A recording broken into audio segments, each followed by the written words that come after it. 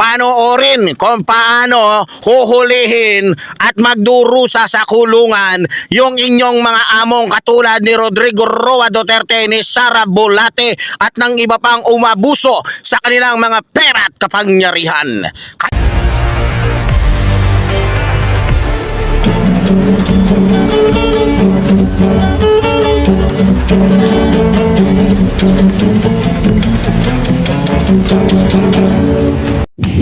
Magandang araw po sa inyong lahat, mga minamahal kong mga kababayan.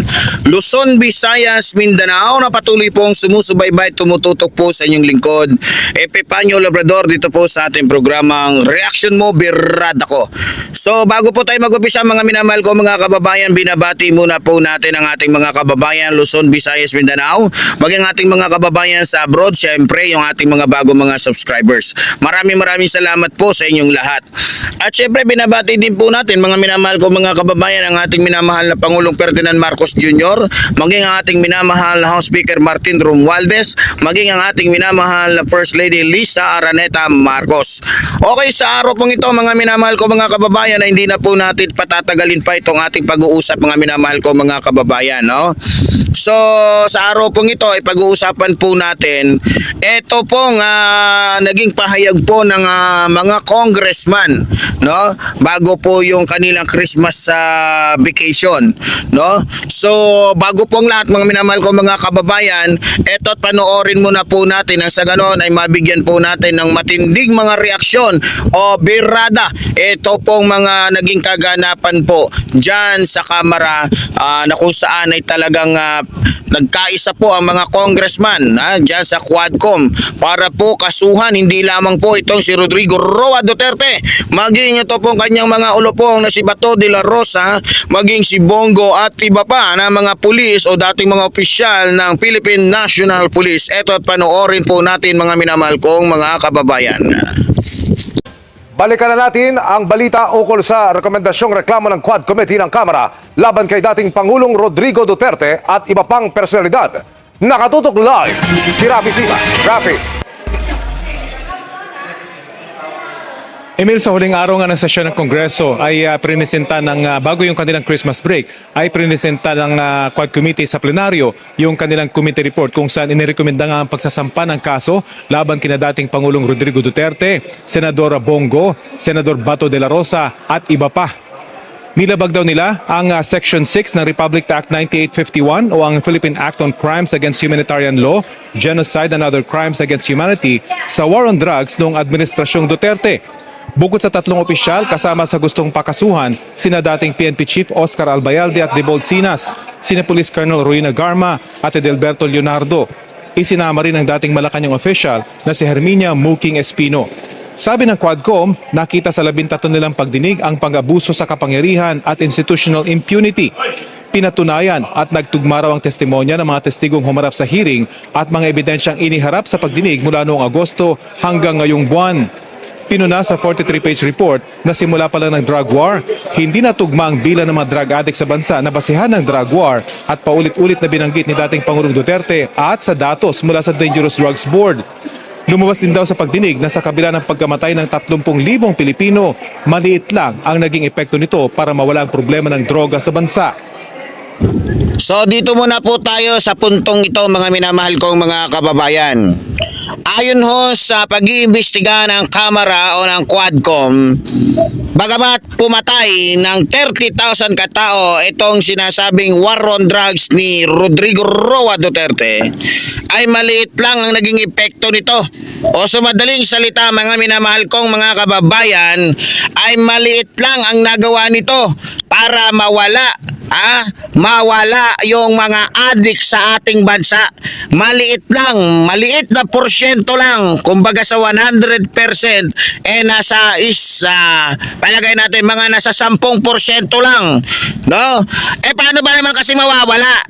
Kung talagang bubuksan natin, mga minamahal kong mga kababayan, ang ating mga isipan tulad nga po ng sinasabi ko, tulad po na naging mga testimonya po ng mga humarap doon sa Quadcom, lahat ng yon ay palabas lamang para lamang sabihin na itong si Rodrigo Roa Duterte nga ay galit sa droga. Pero ang totoo, nung natapos po yung pag-iimbestiga, nung sa kalagitnaan pa pala ng pag-iimbestiga ng Kamara o ng Quadcom, doon pa lang nalaman na nila, naisip na nila, pinag-aralan na nila ng lahat ng mga ginagawa noon ni Rodrigo Roa Duterte ay walang katotohanan, na kung saan yun ay isang palabas lamang, mga minamahal kong mga kababayan, para lamang hindi malaman ng taong ng mga kababayan natin yung totoo niyang motibo at yung totoo niyang ginagawa, na kung saan paano ba naman kasi mauubos gayong habang nagpapapatay siya ng mga mahihirap na walang mga tsinelas na mga biktima ng droga, namamayagpag po itong kanyang anak, maging yung asawa ng kanyang anak ni Sara Duterte o na si Sara Duterte, at maging yung kanyang kaibigan na si Michael Yang talagang namamayagpag po na nagkakalat ng shabu sa buong Pilipinas. Paano nga naman kasi mawawala? Ha? Samantalang yung palang ginagawa niya ay pagtatakip lamang yon para lamang hindi malaman ng taong bayan kung ano at sino talaga sila. Yan po ang katotohanan. Kasi kung talagang yung war on drugs ni Rodrigo Roa Duterte ay totoo, malaki po ang magiging kapakinabangan nito, mga minamahal ko mga kababayan. Biro mo, pinapapatay niya yung mga addict, pinapapatay niya yung mga involved daw sa droga, pero hindi niya pinapapatay yung puno, yung ugat ng kung saan doon nang gagaling yung mga drogang binibili ng mga biktima nito.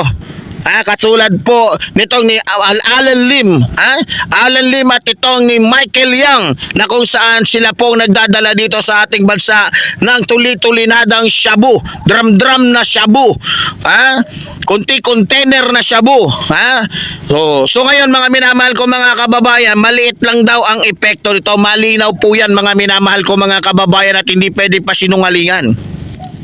At isa pa, napanood naman natin, totoo, at talagang tumutugma yung lahat ng sinasabi ng ating mga kababayan, lalong-lalo na po itong ni Las Cañas at ng iba pang mga humarap doon sa Quadcom at nagsalita tungkol sa mga katiwalian nitong ni Rodrigo Roa Duterte, at maging yung mga kababayan nating nagbunyag mismo sa usapin ng Davao Death Squad. Lahat ay tumugma, lalong-lalo na yung mga sinabi ni Las Cañas. So eto, tuloy po natin ating panunood mga minamahal ko mga kababayan. Nakumpirma daw sa pagdinig na meron ngang Davao Death Squad at sinunod ng drug war ang tinuguriang Davao Template o model para bigyan ng pabuya ang mga pulis na sangkot sa EJK. Bukod sa illegal drugs, may mga rekomendasyon din laban sa mga pogo officials, kasama ang pagsasampa ng mga kaso laban sa mga dayuhang nagpatakbo ng malalaking pogo companies, kabilang na si dating Bamban Mayor Alice Guo. Suma total, aabot daw sa 30 bagong batas at amendments sa mga kasalukuyang batas ang ipa-file sa Kongreso. Narito ang pahayag ni House Quad Committee Leader Chairperson, Representative Robert Ace Barbers. This is a defining moment for this Congress, Mr. Speaker. It is an opportunity to uphold the rule of law, protect our nation's sovereignty, and deliver justice to those who have been wronged. I urge my fellow legislators to give this report the attention it deserves and to support the proposed measures that will ensure these injustices are never repeated. Together, let us take the necessary steps to restore faith in our institutions and reaffirm our commitment to the Filipino people. Ayon mga minamahal ko mga kababayan, dahil po sa mga natuklasan po ng ating mga mambabatas, ay nakalikha po sila ng halos 30 mga bagong mga batas na pwede pong magsawata para maturuan po ng leksyon o maparusahan po yung mga lumalabag o mga umaabuso sa kanilang mga masasamang gawa. So dahil dito, may nabuo pong 13 i-endorso ng ating mga congressman dyan sa Kamara para po maisabatas po ito.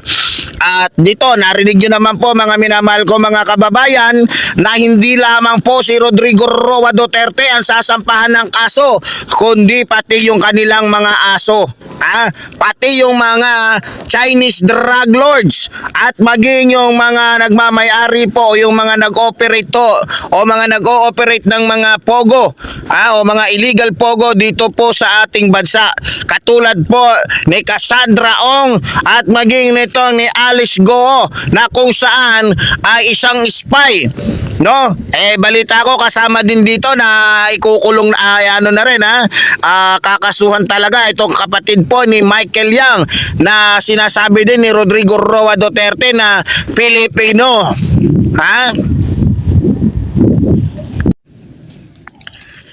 Pero ganun pa man mga minamahal kong mga kababayan, alam ko na hindi po masasayang yung mga pagpapagod o yung mga oras na inilaan ng ating mga congressman dyan sa Kamara para mag-imbestiga sa lahat ng mga katiwaliang ginagawa po ng mga taong katulad po ng mga Chinese drug lords at ng mga Chinese spy na pinapasok po dito ng bansang China.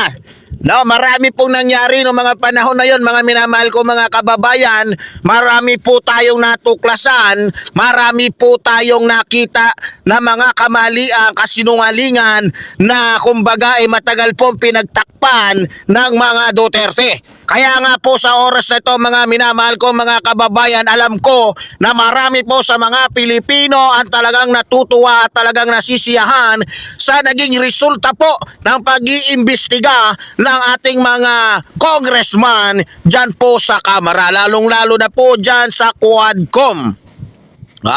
So ganun pa man mga minamahal ko mga kababayan, syempre sino ba hindi matutuwa dahil sa kabila ng mga batikos, sa kabila ng mga paninira ng mga maka-Duterte, ay ito na po, walang-wala na kayong magagawa, kundi ang inyo na lamang magagawa ay tignan, panoorin kung paano huhulihin at magdurusa sa kulungan yung inyong mga among katulad ni Rodrigo Roa Duterte, ni Sara Bolate at ng iba pang umabuso sa kanilang mga pera at kapangyarihan.